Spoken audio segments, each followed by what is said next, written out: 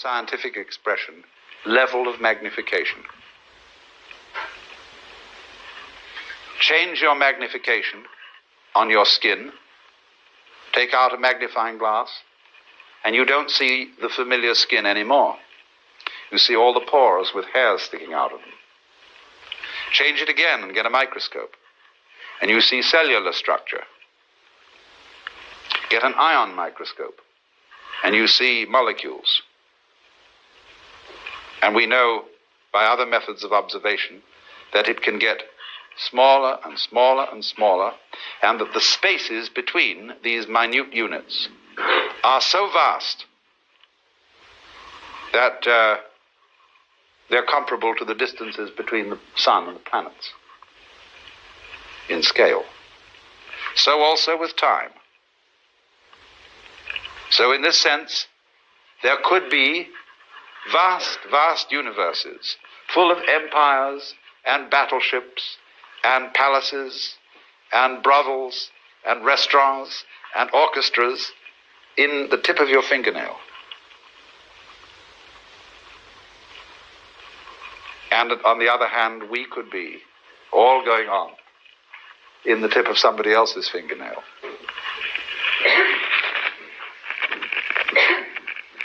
It's very important to understand not only the relativity of size and of time, but also of what there is. Now, as you know, the human senses respond only to a very small band of the known spectrum of vibrations. We know through instruments of quite a vast spectrum, but we, as I say, with our senses, see only a little of it. If our senses were in some way altered, we would see a rather different looking world. We can do this, of course. We can put on special lenses to enable us to see heat. And then we see all the heat radiations coming out of people. And we say, well, I never noticed that about you before. But so in the same way, you see, there are infinitely many possibilities of vibration and of organs sensitive to those vibrations, so that there could be worlds within worlds within worlds, spaces within spaces, just like the many, many wavelengths of radio and television, going on forever and ever in all directions. The possibilities are infinite. But having senses and noticing is a selective process. It picks out only certain ones, just as when you play the piano. You don't take both arms and slam down all keys at once. You select. And so perception is a kind of piano playing. It is picking out certain things as significant, that is to say, as constituting patterns. And the whole universe seems to be a process of playing with different patterns. But whatever it does, whatever it plays, in whatever dimension, on whatever scale of time or space, it's all on the self.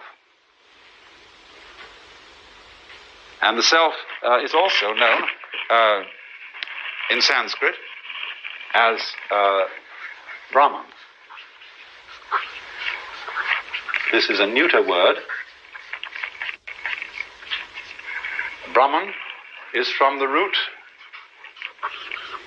BRH, which means to expand, to grow.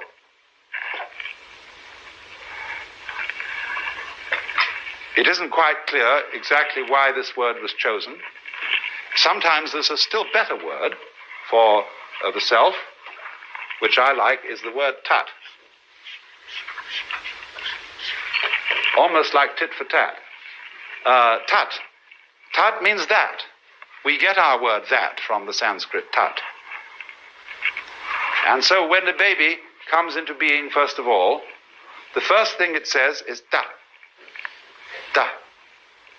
Da. The baby is pointing. Da, da, da. And it's saying that. Look, isn't that marvelous? That. You see? So that is the witch than which there is no witcher. And so you get the formula in this Brihadaranyaka Upanishad, Tat Tvam Asi, which means Tat, that, Tvam, Latin, you, Asi, are. You are that. Or that thou art. That art thou. So, in this sense then, every self is modeled on and is an expression of the one self, because you all feel individually that you're the center of the world. And everything else is seen in circles, circling out, sphering out from where you are. And that's, as it were, you call them microcosm, the little cosmos. But then in the same way, the macrocosm has a central self, although this is not central in the way we talk about centers in space. Do you see that? A center of a circle is in the middle of the circle, and the circumference is away from it. But you could use a phrase that the Christian theologians have used of God, that circle whose center is everywhere and whose circumference is nowhere. You could speak of Brahman that way. It isn't in the middle of the universe, spatially speaking. You might ask the question, where is the universe? Ever thought of that one? Where is it? Well, you can't say where, because everywhere has to be in relation to something. There would have to be another universe to say where this one is. But then, since those two together would constitute the universe, we wouldn't still be able to say where it was. It isn't anywhere. And so in that sense, the center isn't anywhere in space locally. And furthermore, the kind of space we are dealing with is only one possible kind of space. It's the kind of space our physical organisms are attuned to. We are, you see, like the radio. We pick up what wavelength we're on.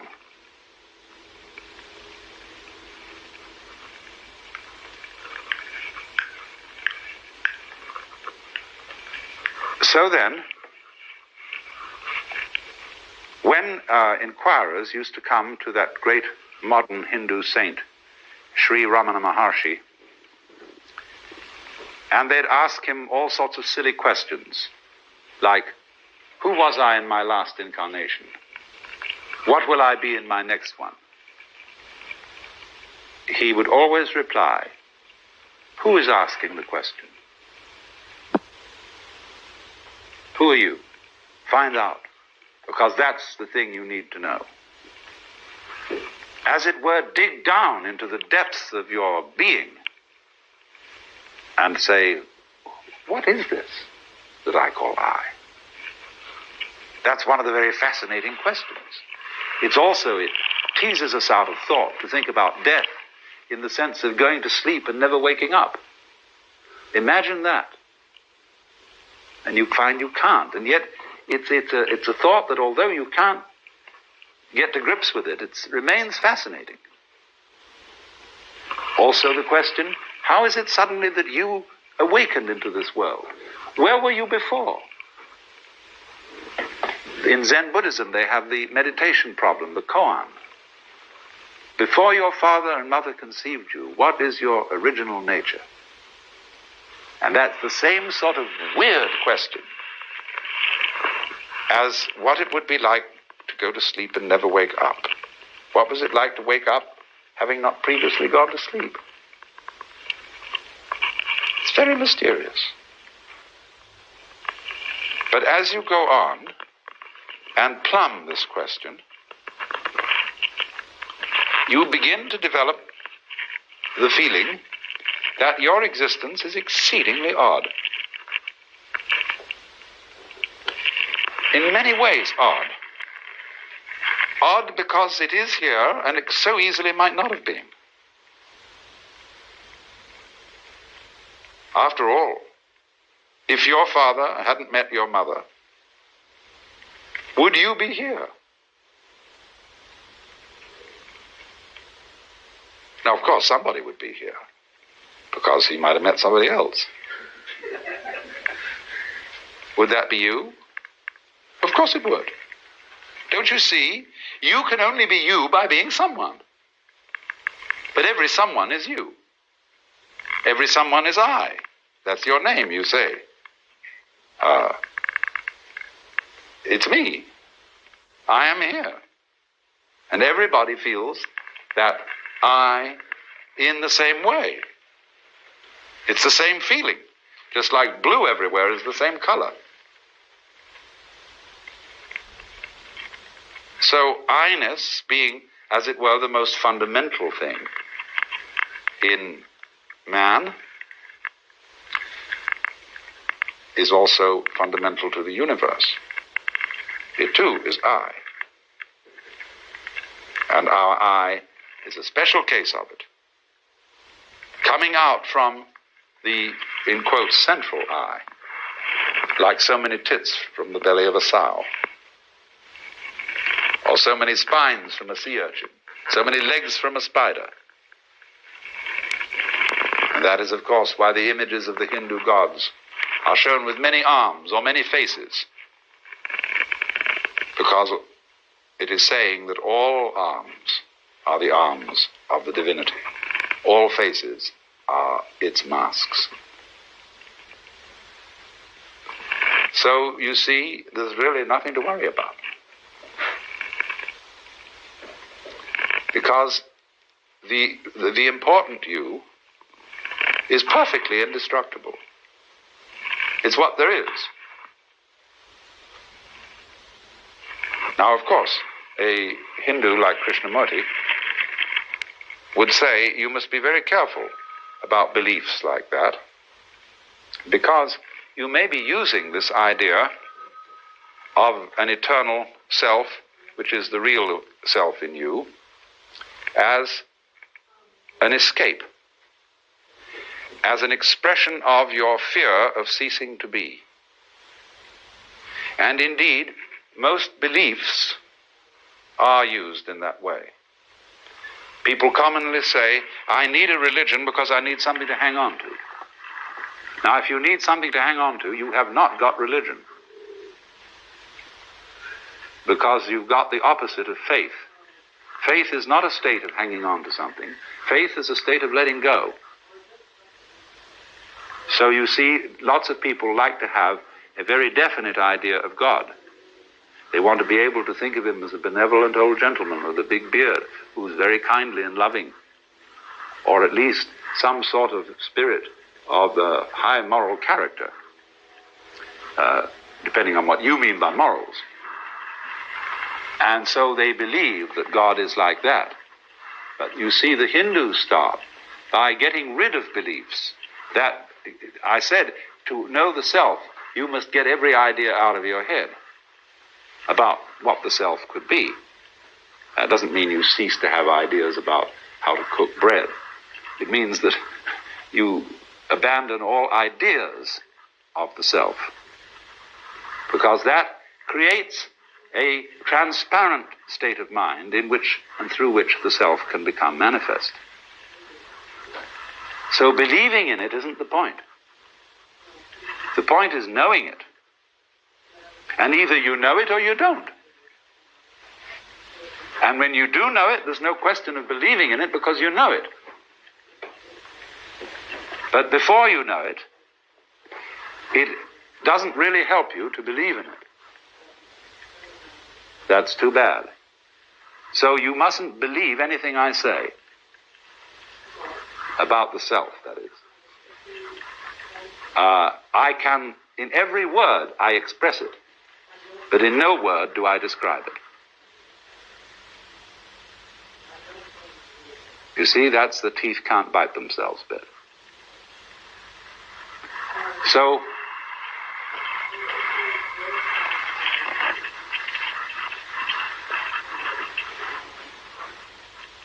this is, of course, a comforting idea in a certain sense,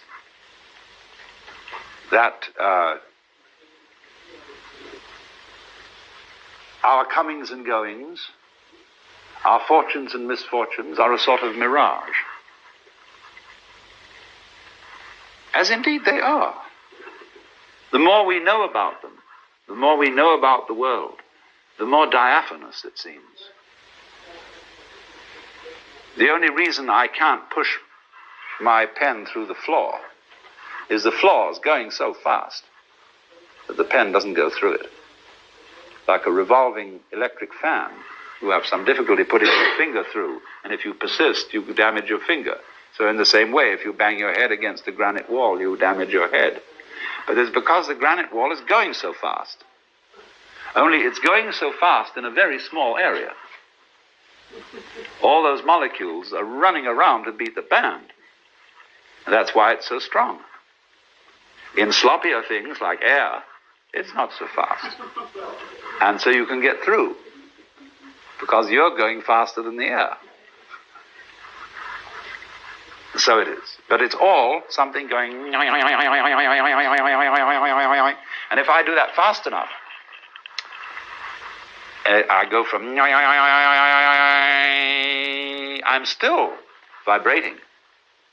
Only you don't hear the intervals. If I do it slowly, you hear the spaces between. But make it fast enough, and the ear is trained to notice the crests of the wave of sound rather than the troughs. But it's still vibrating. Everything's vibrating. And therefore, everything in the world has the characteristics of smoke. You know, when you blow a cigarette or pipe or something and a cloud of smoke and you see it in the sunbeam, and it's full of whorls and designs and all kinds of marvelous things going on, and then slowly it disappears. Well, everything's just like that. So if you say, now there are two attitudes you can take to that state of affairs. You can say sour grapes. It's all a lousy, wretched trap. And here I am, I'm given all these feelings of love and attachment and joy of life, and then I fall apart. My teeth drop out, my eyes become feeble, I get cancer or cirrhosis of the liver or something, and then it all falls apart, and it's too bad. Therefore, don't become attached to things. Don't enjoy life. Treat it, holding it off like that, just like a very, very firm person who's been jilted and says, never again will I get mixed up with the opposite sex, or with love, because love hurts. But on the other hand, a weaving of smoke can be very beautiful, provided you don't lean on it, provided you don't try to preserve it, catch hold of it. Then you destroy it. So exactly the same way, there's nothing in the way of form that you can lean on, that you can grasp. And if you see that, then the world of form is very beautiful. If you let it go, to love people, you see, if you're husband and wife, you must let each other go. Otherwise, the marriage is either going to break up or it's going to be hell. If you love a person, you say to that person, look, I love you, whatever that may be. I've seen quite a bit of it, and I know there's lots that I haven't seen, but still it's you, and I want you to be what you want to be. And I won't be happy if I've got you in a cage. You'll be a bird without song. So no cages around here, no balls and chains. Then, you see,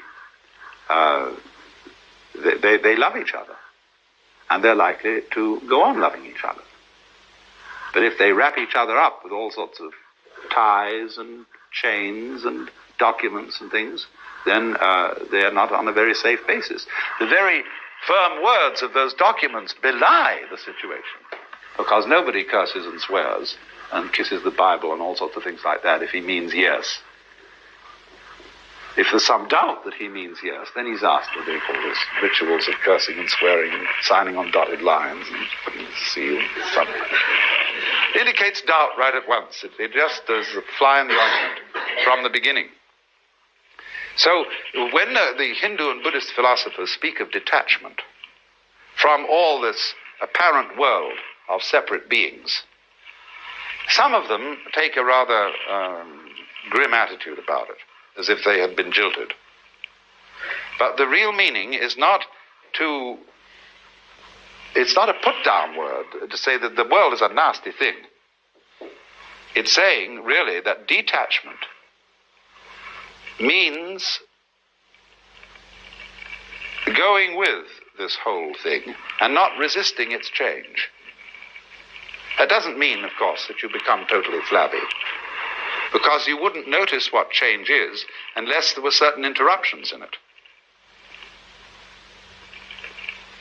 In other words, if a flower grew too fast, popped like that, we'd hardly notice it. It grows slowly, because there are all sorts of little tensions in it holding back. Just when you grow, or when a tree grows, the bark contains the tree and holds it in and offers a little resistance, you see. But it expands in time too. So there's always going out and holding back in change. So to go with that, though, and you can afford to go with it, you can afford to get mixed up in life and to fall in love and to get involved with all sorts of things.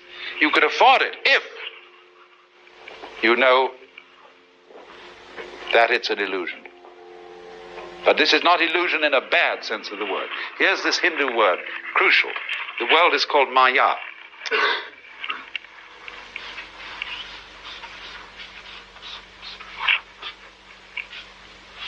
From the root, mat.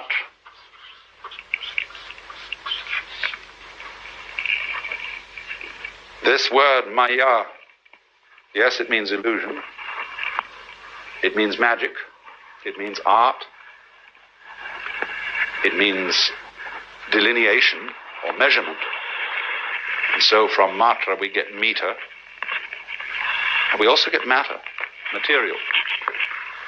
Isn't it funny that when we say material, today we mean something very real, whereas the root of the word is illusion. So, you see, measurement is kind of an illusion. You don't find inches lying around. You can't pick up an inch. And you can't do anything with an hour. It has to be an hour of something. It has to be an inch of something. So, in the same way that hours and inches and pounds and dollars and so on are actually imaginary. They're elaborate systems of cosmic bookkeeping with their little scratches on paper, little hairlines on dials. So, in exactly that way, the distinction between things is Maya, is imaginary. But what an imagination. See? So, in a way, to say that the world is Maya is at the same time to say that what lies behind Maya is immaterial. Look at the reversal of the word. Oh, it's immaterial. Doesn't matter. What matters? It's all this. But now, that gets us to a deeper point yet. The self, the real self, doesn't matter. Which is another way of saying it doesn't exist for any purpose. It doesn't need to exist for any purpose. What purpose would it exist for? When it's what there is. It won't find anything in the future, has nothing in the past that it has to go back and remember. Is now, an eternal now. And so in that way, it doesn't matter. But therefore, The most important thing in the universe is the one thing that doesn't matter, the one thing that's totally and completely useless, and that nobody can find anything for. Once a Zen master was asked, what is the most valuable thing in the world? And he answered, the head of a dead cat. Why? Because no one can put a price on it. So this self, the Brahman, is like the head of a dead cat. But you see, if then you say, I really ought to get that dead cat's head, because something spiritual about it, and it'd be very good for me. After all, if I knew the self, I might be a better person. People might like me more. I'd be more constructive in society. I would do this, that, and the other. Do you see, that's putting the cart before the horse. That's trying to make the tail wag the dog. The knowledge of Brahman, the self, never does anybody any good if they're trying to make it do them some good. Only when they're not concerned with whether it does them any good or not, does it do them any good. It's like when you relax and you go out and play. Americans in particular don't know how to do this because they're always justified. They always say it's good for me. It's exercise. It is to change from work, and that'll be able to make me work better. See? Everything they do is done for some serious reason. It's the Protestant conscience. And so we never play, except very exceptionally. Because play is that which is done just for itself, for fun. So the self, the Atman, the Brahman, exists for fun. It has no reason to exist. It's completely useless. And it is, therefore, Maya is linked with the word Leela.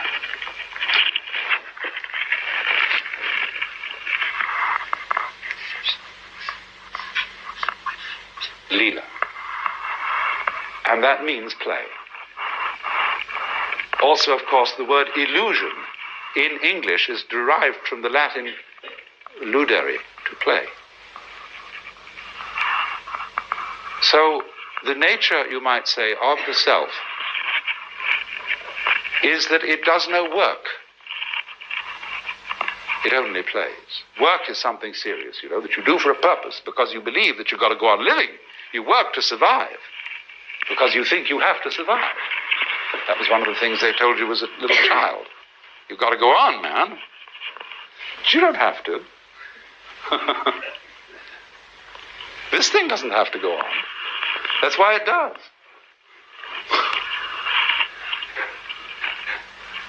I know that sounds paradoxical, but there's so many things in life that are like that.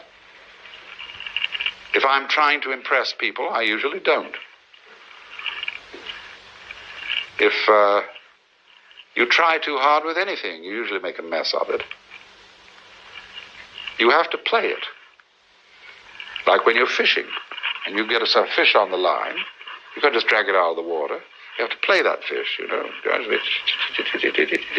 like that. And so, this basic thing then is that the self, the Brahman behind the world, is engaged in play.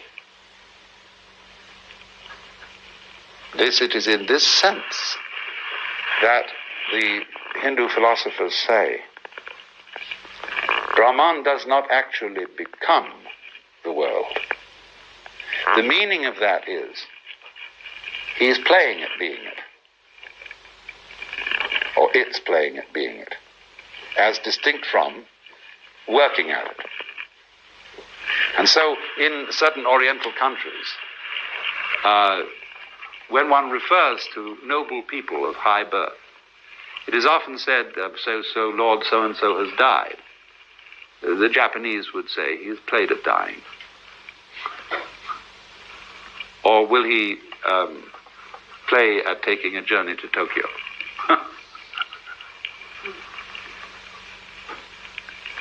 So,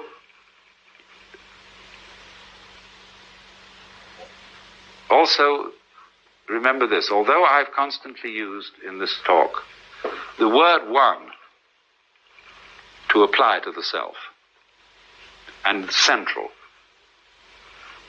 the Hindus don't use this word except speaking poetically and loosely. The self is not one. The self is called non-dual. Because you see, the idea of one has an opposite. The opposite of one is many, or none. But the which than which there is no whicher has no opposite. There's nothing outside it. So you can't call it one. Because one is an exclusive idea. It excludes two. So they call it, instead of one, they call it non-dual, which is Advaita.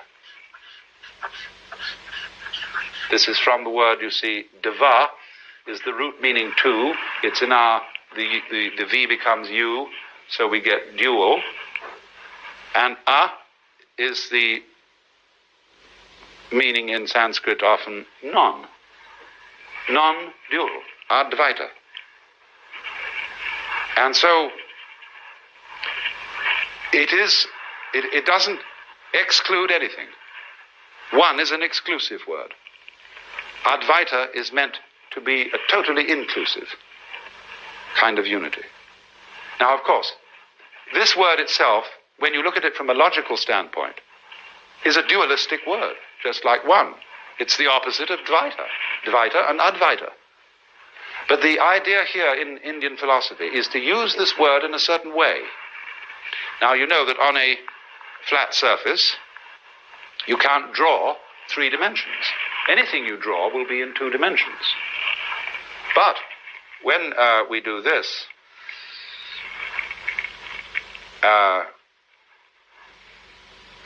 we're in 2 dimensions. Now, if I want to put that in 3 dimensions, all I have to do is this. And you see a telephone pole on a road. Why? Why do we see 3 dimensions? Because of an artistic convention called one-pointed perspective, which will give you the illusion of a 3rd dimension. Now, in other words, a 2-dimensional line is being used to imply a 3rd dimension which can never be expressed on a flat surface. So in exactly the same way, Advaita is a word used specially to designate what lies beyond all logical categories. Perhaps the simplest way in which one can express Advaita is this. Take a piece of paper, and it clearly has 2 different sides. Only by the elaborate joke of the Möbius strip in mathematical topology can you make a one-sided piece of paper. But in all ordinary cases, a piece of paper has 2 quite different sides. But these 2 different sides are inseparable. You don't have one without the other. There is, therefore, shall we say, a secret conspiracy between the 2 sides of a piece of paper, always to be found together. Only, what is this? You see, when you get your boxes, every inside has an outside, and they go together. It's that going together that is non-duality. It expresses itself as duality, but all dualities that we know go together. And that is the non-duality that is the secret link between them. So then we are continuing with the subject of Mahayana Buddhism. And in the last seminar, I discussed almost entirely the school of Mahayana, which is known as Madhyamika in Sanskrit, this word meaning approximately the middle way.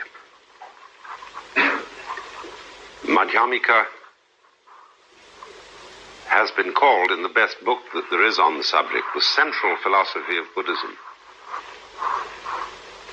And is not what we call in the West a philosophy at all. It's a method for changing your state of consciousness. In other words, it's not a system of ideas such as propounded, say, by Plato or by Kant or by Hegel. It's a dialectical method.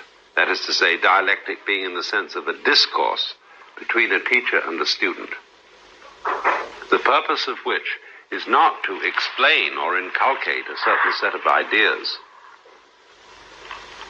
but to change one's basic state of feeling. That is to say, to change the sensation that you have of your own existence. All Buddhism is concerned with this. What is the very crux of Buddhism, the thing that is called Bodhi, B-O-D-H-I, which means awakening. It comes from the same root as the word Buddha, B-O-D-H, Bud, or B-U-D-H, Bud, is to know, but better to be awake. You know, some of you have probably exposed yourselves to the teachings of Gurdjieff, the wonderful old rascal, who used to give lectures in which he would keep completely silent for a while and get everybody embarrassed. And then, you know, they were all expecting something to happen, and he would look individually at everybody in the group. And when everybody was feeling awkward, he would say, "Wake up!"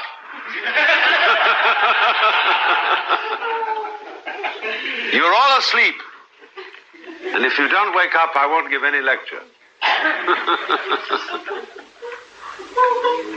And this is a very good attitude, actually. Zen, as you know, uses shock tactics of various kinds. And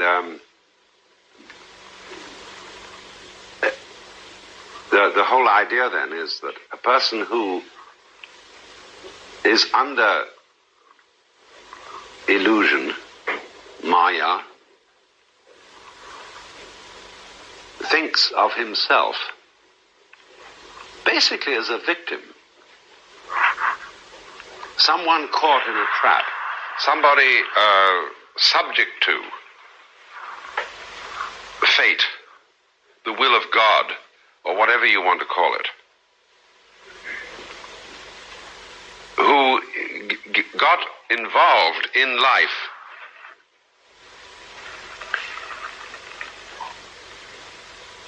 passively. That's why I use the word victim. And he has this, therefore, the sensation of his consciousness as being a kind of passive, but nevertheless very delicate and tender receptor or percipient of everything that goes on, so that life in general occurs to you. It happens to you, and there's nothing you can do about it. And you say, well, it's awful. I can't get myself out of this trap. So the technique of the philosophical dialogue that I was describing as a Madhyamika is to get you to drop your defenses.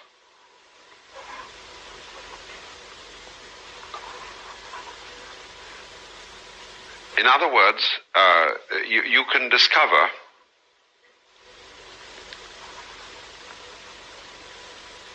as practically a physical sensation that you tend to be on the defensive all the time.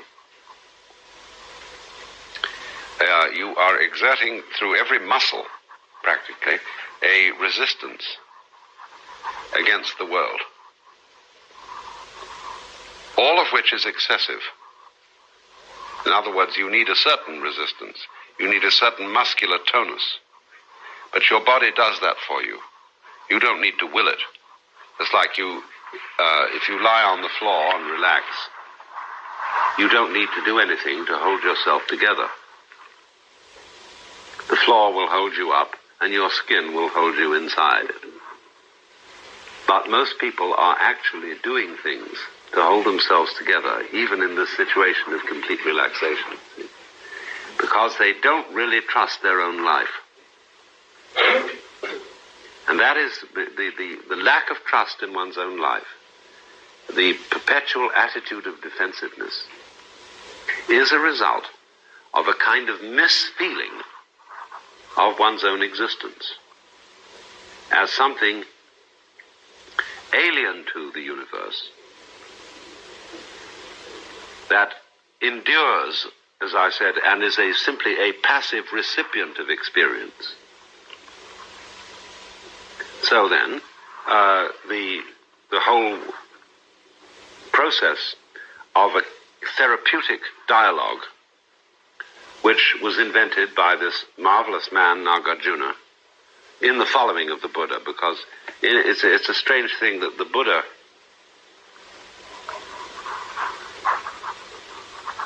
was very, very creative towards other people. That is to say, the basic idea of Buddhism does not preclude other people being just as much Buddha as Buddha was. There's a little difficulty in Christianity about this, you see, because everybody harks back to the Christ as the unique and only incarnation of God. And so he is on a very special pedestal, which nobody else is ever allowed to climb up on. And this, of course, makes the teaching and work of Jesus completely ineffective. But Buddhism had the advantage that they never did that. And so that Nagarjuna, who could come later than Buddha, was in a way a wiser man than the Buddha himself. But only because he stood on the shoulders of Buddha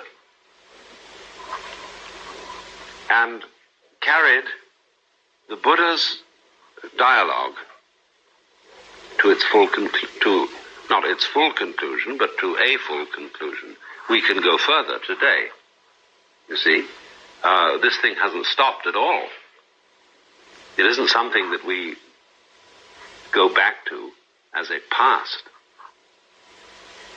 and say, well, we're going to tell you all about a thing called Buddhism, which is a fixed body of practices and beliefs in which certain people in Asia believe, and if you're interested, you can believe in it too. It's not like that at all.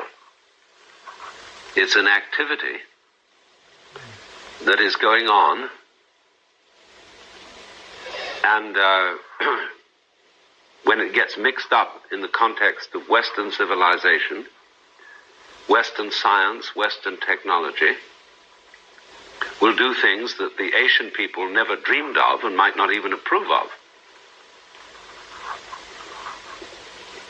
So it's very important in approaching this. This is one of our difficulties, you see.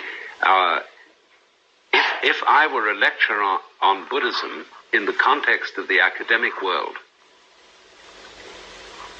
I would have to observe certain game rules. That is to say, I would have to discuss the subject as entirely historical, as something of the past, and I would be expected to give you extremely accurate information about what it was, what other people thought, and what they did. The moment I began to suggest that this thing had any vitality to it and might have some effect upon you, I would be ruled out as academically unrespectable. They would say, well, this man is no longer qualified to be a professor because he is advocating these things and not taking an objective point of view to it. You see, it's very funny. All obsolete subjects are studied by the historical method. So if you study in the university religion, it comes under the heading of the history of religions. Philosophy, the introductory course in philosophy is usually history of philosophy. Just imagine teaching children mathematics with the introductory course, History of Mathematics, so that they would start doing sums in Egyptian and Roman numerals, and going through all the procedures that ancient man went through to arrive at modern mathematics. Imagine a first course in medicine. They proceed immediately to practical matters, the most up-to-date knowledge of the human physiology, and they teach that.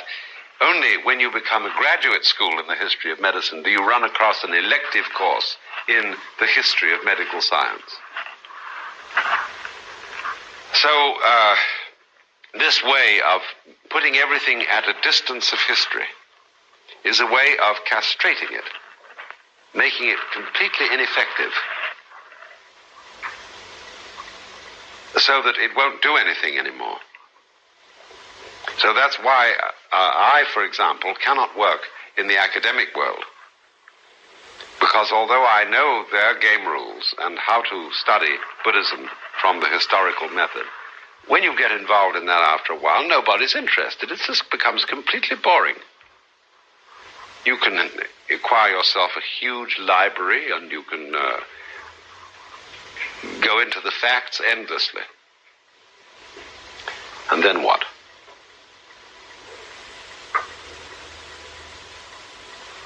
So,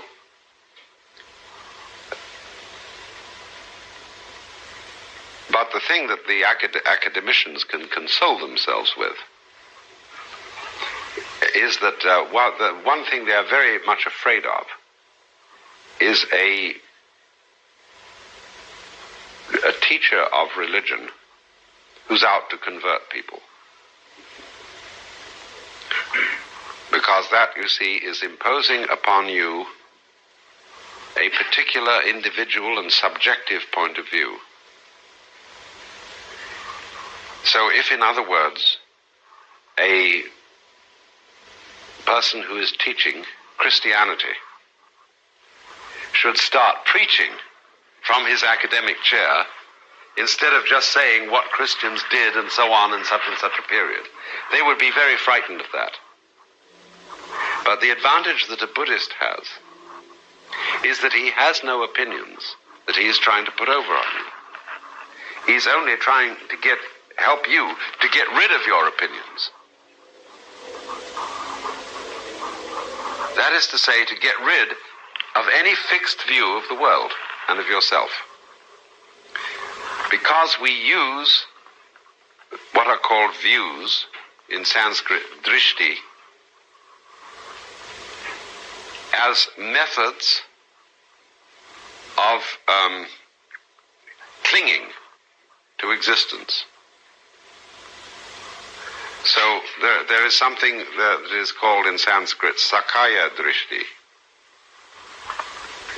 S-A-K-A-Y-A, Sakaya Drishti, which means the view of separateness, the view of your being, this thing that I was talking about, the separate, insular recipient of experience. Say, you have feelings, but the language that we speak compels you to say, you have feelings, as if you were something on the one hand, and your feelings were something else on the other. You say, you have thoughts, as if the thinker stands on the one hand and inspects the thoughts on the other. So that one has a view of life in which there is a panorama of thoughts, of feelings, of sensations, going along constantly. But one can say constantly because of the impression that you are distinct from them, standing aside from them as the constant inspector of the procession. And so you get the feeling that you endure, but precariously, threatenedly, while the procession of thoughts and feelings goes by you. Now, you can very easily see that this is the result of the memory process, which gives an illusion of constancy in the flow. And therefore, in the same way that the famous old Buddhist analogy, when you rotate a burning brand in the darkness, you give the illusion of a continuous circle of fire because of the memory in the retina, where the impression of the spark doesn't fade out immediately, but lingers. And so, as you see this thing in front of your eye, it seems to form a circle, whereas there is no circle, there is only a moment, the instant of flame. So Buddhists argue, there is only this moment. And actually, you who come in at the door are not the same people who are now sitting here. Just as in the whirlpool in water, there is no constant water. There is only going on a continuous behavior, whirling in the water, but no water stays in it. So in exactly the same way, you who came into the door a few minutes ago and are now sitting here are entirely different. Only you are clinging to the idea of your continuity.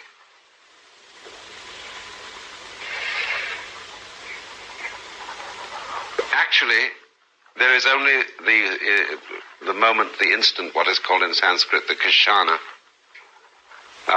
K-S-A-N-A, kshana. Life is instantaneous.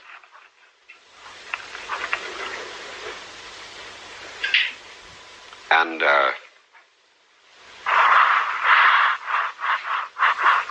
if you see that, you get a kind of a new angle on St. Paul's famous pronouncement that we shall all be changed in a moment, in the twinkling of an eye, on the morning when the last trumpet sounds. You see, the Christian has put everything into chronology. That there is going to be a thing called the last day, and the trumpet of the angels is going to awaken the dead. The trumpet sounding now, you see, for the Buddhists. Wake up! There is this moment. And this is eternity. Only you are stringing the moments together, and you are creating time out of eternity. You are wondering, you are identifying yourself, in other words, with all the things that have happened to me. And you're worrying about all the things that will. But actually, you are never anywhere but now. This is a very interesting discipline that is given in all systems of yoga and Buddhist meditation.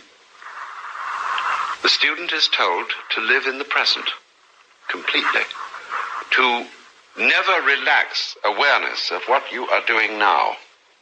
Be here. So you would say, in the ordinary way, I have thoughts about tomorrow and yesterday, and I'm distracted. My mind doesn't stay focused on the present. That's the way it seems, yes. So what you do instead is you try to focus your attention completely on the present. You find this a very difficult thing to do, because you don't know when the present is. In other words, you don't recognize that anything happens until it's already a memory. It has, as it were, to be in your consciousness long enough to make an impression. And you say, well, in looking at this table, I wish I could find something different from tables to give illustrations from. All lecturers are always talking about tables. In looking at this pipe, I don't know it's here until somehow or other it has lingered. So I ask, am I actually knowing the present pipe? Or is it always past? So as you continue to practice this exercise, you get the funny feeling that your memory of something past is also a present event. Do you see? You have the memory, it is here. And this begins to bug you, like it did St. Augustine. He couldn't understand memory. He got into a terrible tailspin about it. Because, you see, the memory of the past is something always present. So you finally realize that the whole exercise you're undertaking was pointless. Because there is nowhere else to be but the present. But that was the point of trying to make you do this thing. To get you to realize that there is no past and there is no future. There is only now, and you can't get out of it. So relax. You're in eternity, in the moment. And this flows along, or flows doesn't flow. You know this thing of Tennyson's poem, such a tide as moving seems to sleep, too full for sound or foam.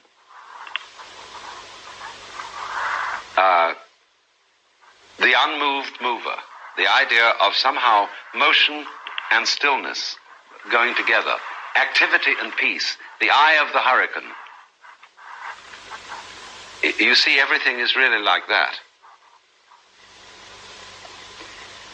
Well, now, all that I've said hitherto is introductory to going on for this seminar to discuss the second great point of view that is involved in Mahayana Buddhism. The first, the Madhyamika, the middle way, was, as I said, to destroy all your hang-ups, fixed opinions about the nature of life, so that you don't use ideas, beliefs, religious prejudices, preferences, opinions. You don't use them to cling. It demolishes every idea of reality that you could have. That's Madhyamika, that's Nagarjuna. Now, a little later in time, there arose in India two other great Buddhist philosophers, respectively Asanga, A-S-A-N-G-A, and Vasubandhu, V-A-S-U-B-A-N-D-H-U. There may have been two Vasubandhus, either father and son, or teacher and student who took his teacher's name. And they lived in this vague dating that we have. It's impossible to pin it down, about 400 A.D.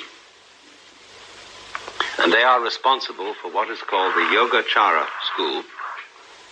That's yoga, Y-O-G-A-C-A-R-A. Yogacara. Sometimes called also Vijñapti Matra,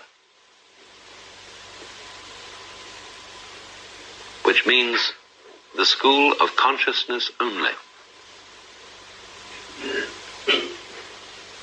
And it looks deceptively like what we call in Western philosophy subjective idealism, as taught, say, by Berkeley or Bradley.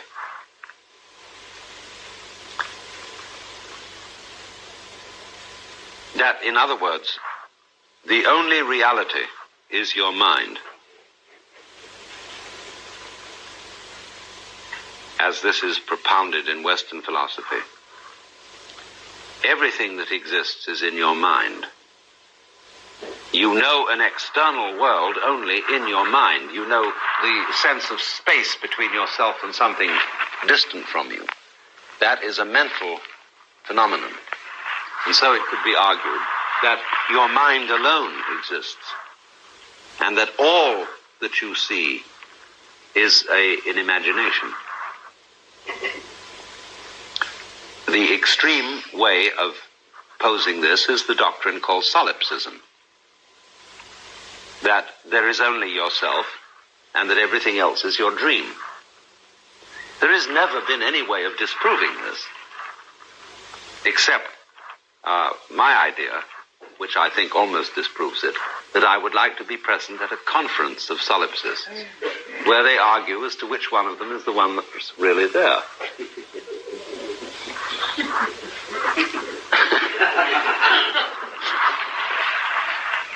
So, the point of view of, say, Berkeley or Bradley in the Western tradition of subjective idealism is not solipsistic. But it is that everybody has a certain independent existence, but as a mind, and that all particular minds are, as it were, minds in a supermind, which is the mind of God. Now, so the Western philosopher has therefore dealt with the problem. Does something exist when there's nobody around to look at it, you see? By saying, there was a young man who said, God, I find it exceedingly odd that a tree as a tree simply ceases to be when there's no one around in the quad. Young man, your astonishment's odd. I'm always around in the quad, so the tree as a tree never ceases to be, since observed by yours faithfully, God.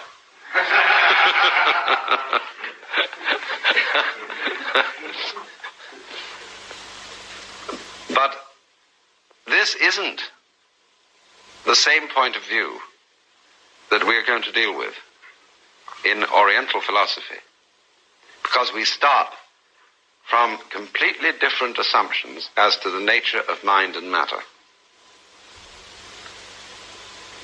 And you see, if you don't get those straight, you confuse the Yogacara school with subjective idealism. Unfortunately, Professor Takakusu, in his book, The Essentials of Buddhist Philosophy, uses Western school names to classify the different types of Buddhist philosophy. And this is, he uses, nihilism, subjective idealism, etc., all down the line. And this is very confusing. Because when you start with the basic idea of what is mind, you don't begin with the opposition that we begin with, which is mind-matter. You begin instead with the contrast mind and form. And form is furthermore broken down into name and form. It is called in Sanskrit nama-rupa. N-A-M-A, that is name, same word. Rupa, R-U-P-A, name, form. And this stands in their system as distinct from the idea of matter meaning stuff in our common sense. So you see, we begin with this break, that we have the notion that there is some kind of heavy, hard substance. And this substance is energized by spiritual forces, which, just as the potter turns clay into pots, the spiritual forces take hold of the unintelligent stuff of matter and weave it into all the various shapes of life. And so then, when we die, here is a person, you see, who was going along, was talking, chatting, doing his business every day, and suddenly, zingo, his body lies there. Where is he? What's happened to him? Well, of course, the mind has left, and there dies only the stuff. See? So we've got this idea in our minds of the energy, which is something impalpable, something unstuff, you see, animating or not animating something that is heavy and hard and dusty. Now that great contrast, which comes, of course, from the book of Genesis, from the idea that the Lord God formed the world out of some clay. Adam was a clay figurine. This idea is not in the same way in Hindu thought. But something deceptively like it is in Hindu thought, which causes the confusion. For example, Shankara, who is the great interpreter of the Upanishads,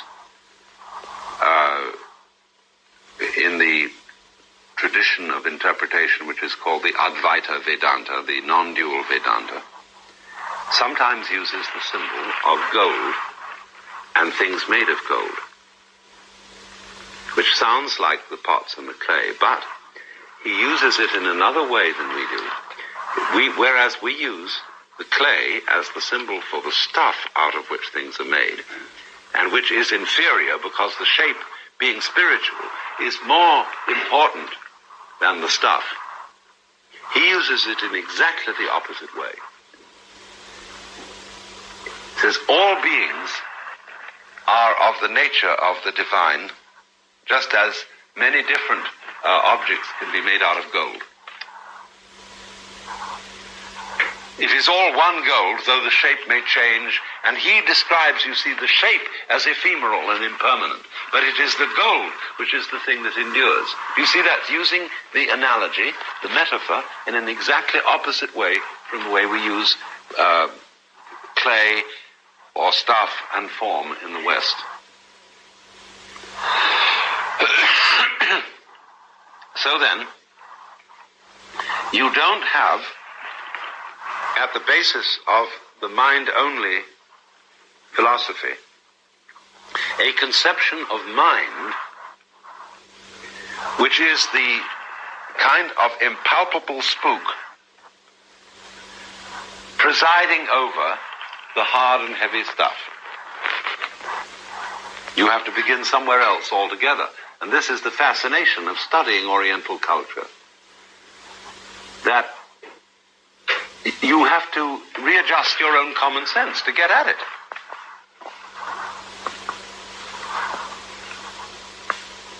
What on earth do these people mean? Especially when I don't really have any words in my own language into which I can translate their ideas. Now, fortunately, it isn't all that inaccessible.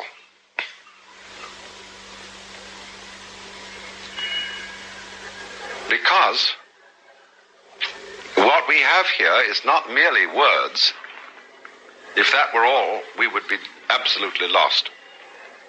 But we have the techniques, the meditation disciplines, which you can use, and through using them, find out what it was that they meant, experimentally. So then, we start basically with the fundamental word that is used in Sanskrit for the activity of mind, and this is chitta. We romanize this as C-I-T-T-A. The root chit, C-I-T, is basic to mind. Now, the Sanskrit language has many words for mind. We have this one word, mind, which sort of has to take care of everything. We've got intellect, we've got vision, consciousness, and so on, but they're all very vague in the way they're used. Sanskrit is quite precise. But chit is the basic term. And reality itself is called in Vedanta philosophy Sat Chit Ananda.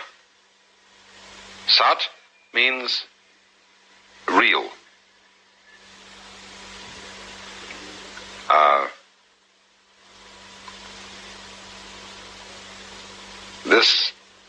This word, the root sa, in Sanskrit, is what is manifest and is really there.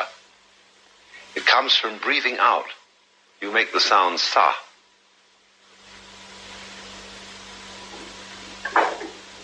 And so it's really there. Chit is conscious. as the quality of consciousness. Ananda means bliss. Because reality, if not blissful, would not be.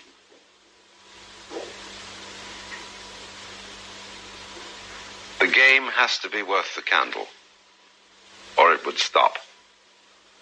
If the fundamental impulse and energy of the universe were not blissful, the whole system would have ceased long ago. Even if it involves pain, this pain is masochistic. That is to say, it is pain being enjoyed fundamentally as a pleasure, like you can have a grievance and make your whole life a cause around your grievance.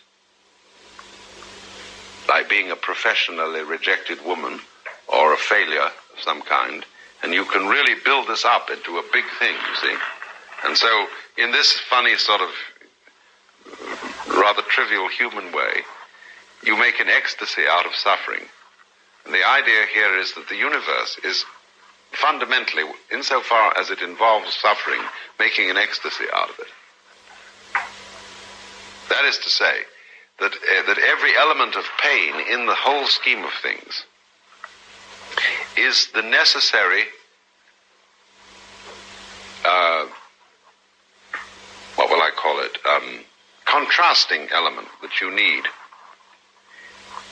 in order to bring out the fundamental exuberance and joy of being. That you wouldn't know, in other words, that you were here unless something stopped you.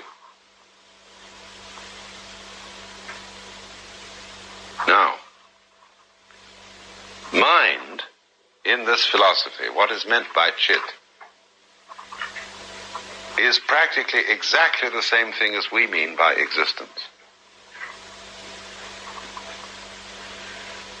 When we use the word being, and in order to, for example, when Dr. Johnson heard of Berkeley's philosophy, that everything existed only in your mind, his response was to kick a stone, as if to demonstrate, that's the real world. But it is exactly this sense of that is meant by chit. And that's why when a Zen master, would be asked, what is the fundamental meaning of Buddhism? He answers, help!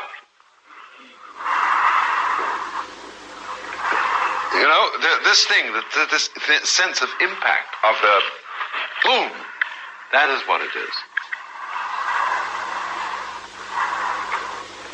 In other words, mind in this philosophy is as concrete as you can imagine.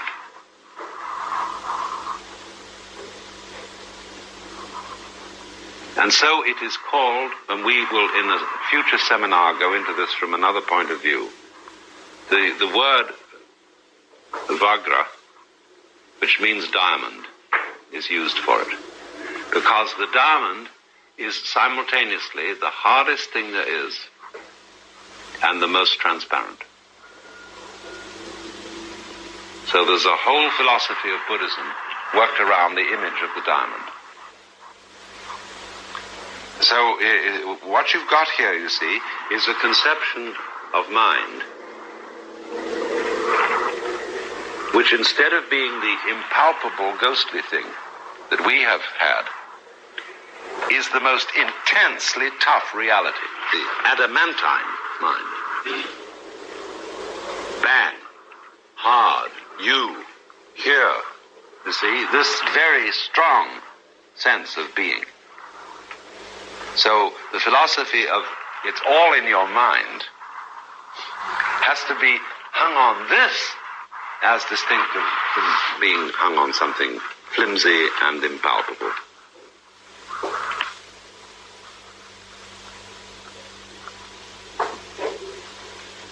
Now we're going to have an intermission. This is part of a series of seminars on the future. And last weekend, we were discussing the very nature of time And I want to give a sort of summary of what we were talking about before going into this particular weekend's discussion, which is the future of communication. Last weekend, we discussed the idea that history, the notion of human life as a kind of progressive system that is beginning from the old, the primitive, the worn out, the stupid, and going on progressively to the greater and greater attainments, the wise, the good, the successful, and so on, that this is a very dangerous illusion. That insofar as we feel we are participating in and improving human life through the course of history, we are actually destroying ourselves. Because everything that so far, through technology and through the accumulation of human skill, we call the increase of our powers, is leading us to destruction. Not because technology in itself is a bad thing, but because the spirit in which it is used is a spirit of man against the universe, man against nature. And man has to realize that he is an integral part of nature, that he is just as much a natural form as a seagull or a wave or a mountain. And if he doesn't realize that, he uses his technical powers to destroy his environment, to foul his own nest. And so when you look at a great modern city like Los Angeles, and you see the absolute ruination of what used to be a very lovely natural scene, full of citrus trees and sunshine, now turned into a smoggy slum. So the Los Angelization instead of civilization of the world is a result of having a sense of our own existence which is contrary to the facts. That is to say, we are all trained by our parents, by our teachers, by our peer groups, to experience our own existence as an ego in a capsule of skin, confronted by an external world which is not ourselves, definitely not. And that this external world is something that really threatens us because we've been brought up to the idea that basically it's mechanism. It's a stupid, unintelligent manifestation of energy. Right out in the farthest galaxies, it's nothing but fire and gas. Nearer to us, it's nothing but water and rock. And it's full of buzzing insects and other organisms that are inferior to the human status, and therefore something that's not to be trusted at all. And we have been brought up to the idea that we come into this scene as if we were complete strangers to it. We're born by an accident of bad rubber goods or something like that. And we arrive in this and confront it like that. See? It's outside there. And this is a hallucination. All this is a complete fantasy. Official people in psychiatry complain about the hallucinatory states induced by LSD and so on and so forth, but they are nothing. They are nothing in their hallucinations compared with the hallucination of being a skin-encapsulated ego. One is not that. For example, it's a very, very, very simple. A human being exists by virtue of living in a world where there are plants, where there is air, where there is water, where there is sun and its temperature. And plants imply insects and grubs. They can't live without them. And grubs imply birds. And birds imply fish. And so on and so on. It all fits together so that you are patterns. Every living organism is a pattern of something which is inseparable from the pattern of everything else that is going on.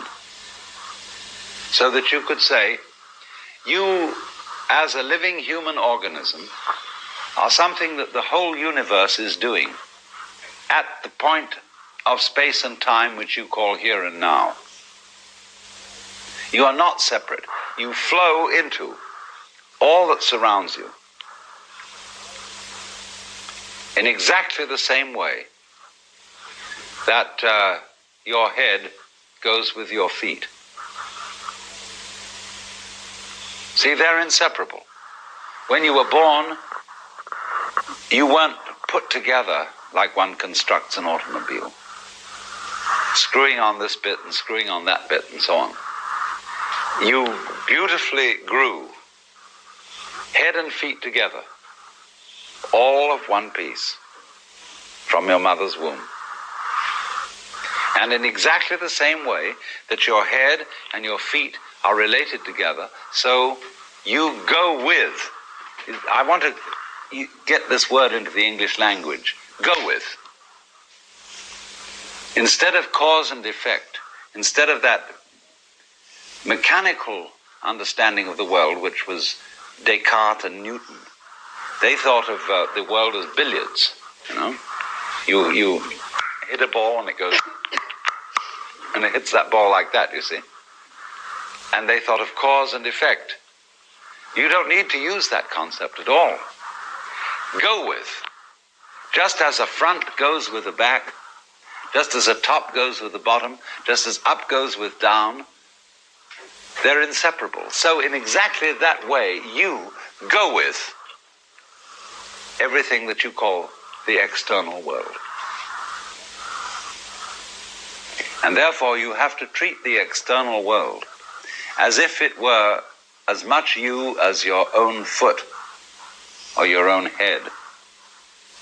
It's part of you. It is you.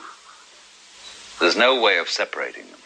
Therefore you have to be very kind and reverent and respectful to the mountains, to the forests, and so on, to the water, to the fish.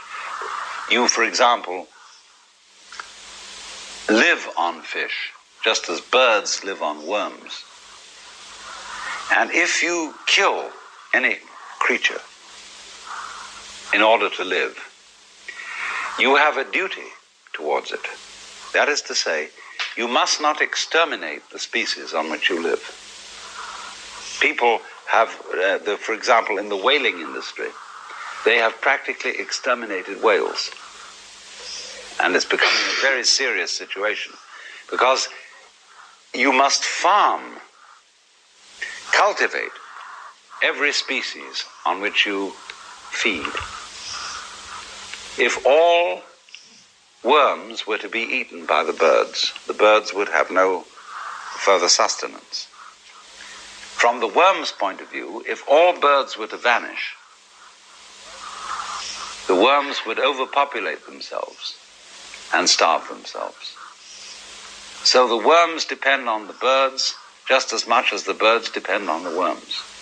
So we all depend on the whole interaction of the system of biology. It's a mutual eating society.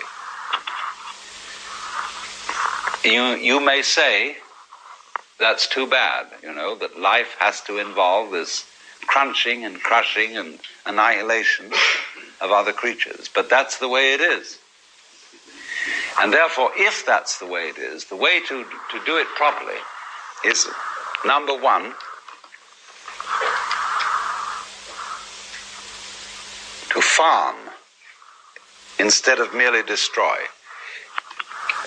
Be assured that the species you feed on is maintained, that it goes on. Farm the whales, don't just hunt them. That's the first principle. The second principle is, whenever you destroy a living body for your own maintenance, give it the honor of cooking it as beautifully as possible. A fish that has died for you and is not well cooked has died in vain. I'm quoting Lin Yutang. So this is the situation in which we find ourselves. Life is a system in which organisms, by mutual eating, transform fish into people, grass into people, lettuce into people, cows into people. What about people? What are they transformed into? We are proud, too proud, and we try to resist our transformation into some other forms of life. And therefore we have a wretched profession of morticians, otherwise known as undertakers, who try to embalm us and preserve us and put us in concrete and bury us, instead of letting us simply join the biological rhythm. Actually, what should happen when a person is dead is that they should be buried 3 feet underground with no casket, nothing, just naked in the earth. And that field should be allowed to lie fallow for some years. And then it would be beautifully fertilized by human bodies, and crops would grow out of it. They always say that the best wheat is grown on old battlefields. But you see, we resist that. And the morticians will put an ad in with some girl who's lost her husband looking out of the window on a rainy day. They say, trust us, he's not rotting really, you know. We've got that concrete thing, we've got that extra special covering, that super embalming, and the corpse is still there. Baby, don't worry. You know, how mad can you get? How insane, how ridiculous.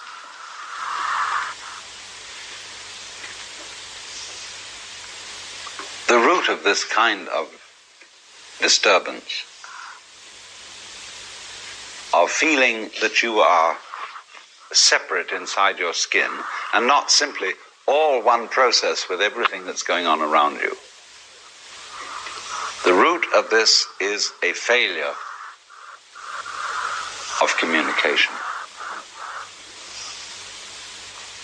Now, if I want to talk about communication, one of the funny things that occurs to me straight off is that the subject of communication is really the same subject as life. Life is communication. But let's take the subject of advertising. Life is advertising. Because the moment, what is advertising doing? Advertising is trying to promote somebody's gain, somebody's existence, somebody's biological reality, because he's maintaining himself by selling something, and he advertises it so as to sell it. So one could say that all life is advertising. Everybody advertises himself in some way or other. Or take another subject, strategy, military strategy.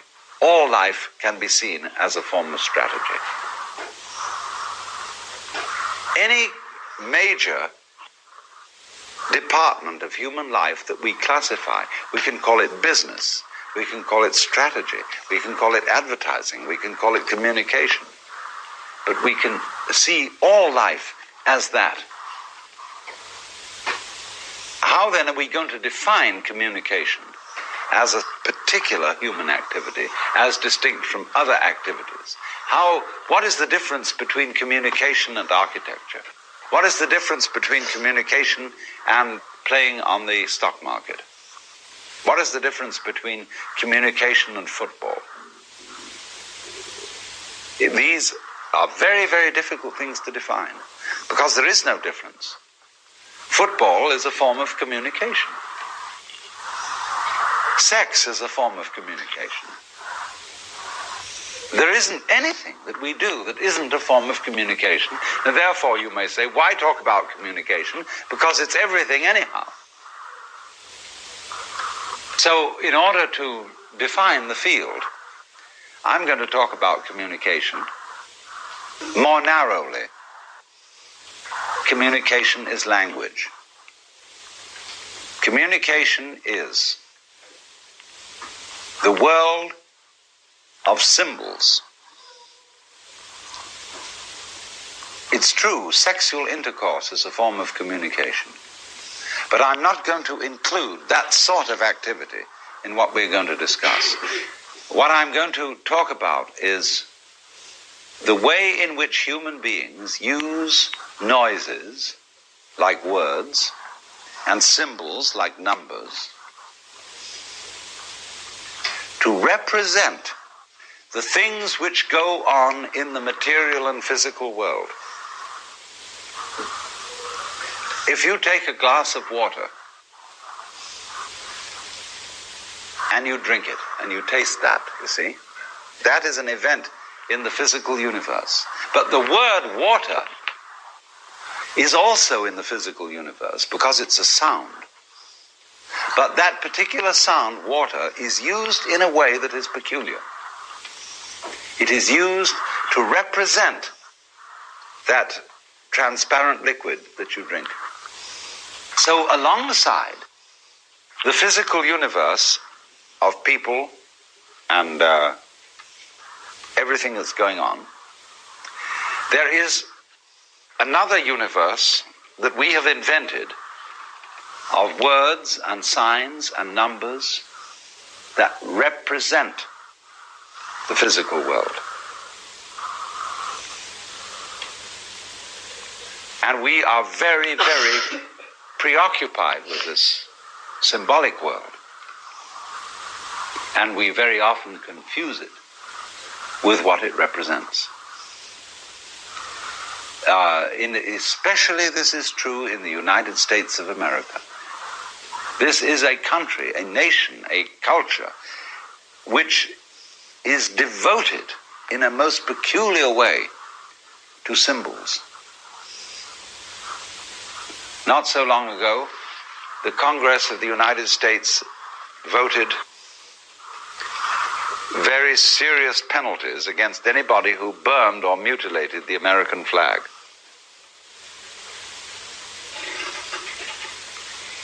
That same group of people is responsible for burning and destroying the physical landscape and population of the United States of America.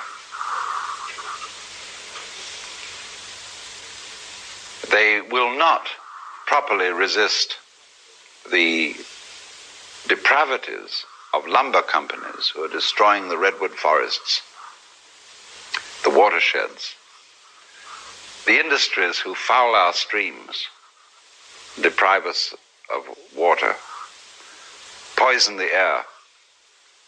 That's all fine, just so long as you don't destroy the flag. The flag is the symbol, only the symbol, of the physical country. But they, instead of protecting the physical country, protect the symbol.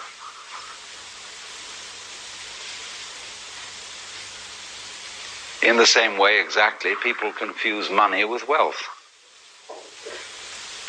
Money is paper, is bookkeeping, is a useful method of avoiding the inconveniences of barter. But money has become something to possess in its own right. To have more money than you can possibly need. You know the joke about if somebody gives you $1 million on the condition that you spend it all in one day, what would you buy with? And certain things are excluded, like you mustn't buy an enormous real estate thing. You just have to spend it on things that you could use. And it's a very difficult problem as to how you would spend $1 million in a day. Think it out realistically. But when you get this obsession with money as a reality, as if it was something that actually was desirable, you get an entirely hallucinated population. People who simply don't know what's good for them. And are, as, shall we say, intoxicated, addicted to money, as if they were all on heroin or opium. This is the confusion of the symbol with what it's supposed to represent. So then, let's inquire carefully into the origin of all this, because before we explore the future of communication, through symbols, through words, we've got to look a little bit at its past. At some point in the development of mankind, and nobody historically knows how long ago this is, we developed two things. One of them was the ability to scan, to pay attention, to use our consciousness in a focused way. In other words, to notice what's going on.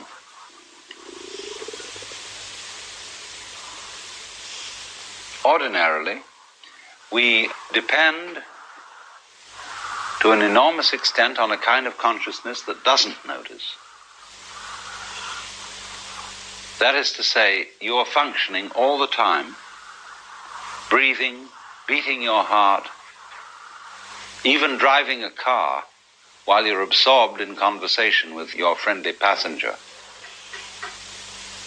You're doing an enormous number of things very well indeed without noticing what you're doing. Your entire physical existence, as a matter of fact, goes on and maintains itself without your noticing anything about it. So your faculty of noticing has the same relationship to your total organism as, say, on a ship. The radar is scanning the environment, looking for trouble. That's all it looks for another ship that it might collide with, for a rock, for the proper entrance to San Francisco in the middle of the fog. That's what the radar is looking for. But besides the radar, there are all kinds of things going on a ship that are much more fundamental and essential to it. So in the same way, in the human organism, we have a radar. We call it conscious attention. And we are constantly scanning our environment and noticing this and that as to whether it is advantageous to us or disadvantageous. But that's only a little frippery on the top of us. Useful, yes, important, but it's not you. The real you is the you that is beating the heart, shaping the bones, all that. And we have learned, you see, by a curious social process, to identify ourselves, our very selves, what I say is the real me. We've identified that with the scanning process, the little radar job, instead of identifying it with the whole total organism. And therefore we are estranged from our own bodies. And by virtue of being estranged from the body, we are in turn estranged from the physical environment of nature. If you understood, if you really clearly realized that you are your own organism, you would at the same moment feel, because your organism knows it, that you were one with your environment.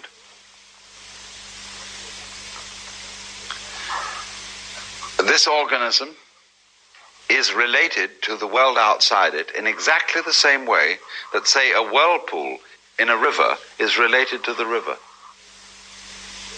Everything outside you is sort of creating you by flowing through you and humaning, bodying, just as when the river moves, it whirlpools and then goes on. So the entire physical universe is peopling all around here, you see. But conscious attention doesn't deliver that to us as an experience. Why? Because conscious attention, or noticing, is a function of consciousness which is separative instead of unitive. It analyzes instead of synthesizing. I don't want to, by saying this sort of thing, to put it down and say it's a mistake and something that shouldn't have happened.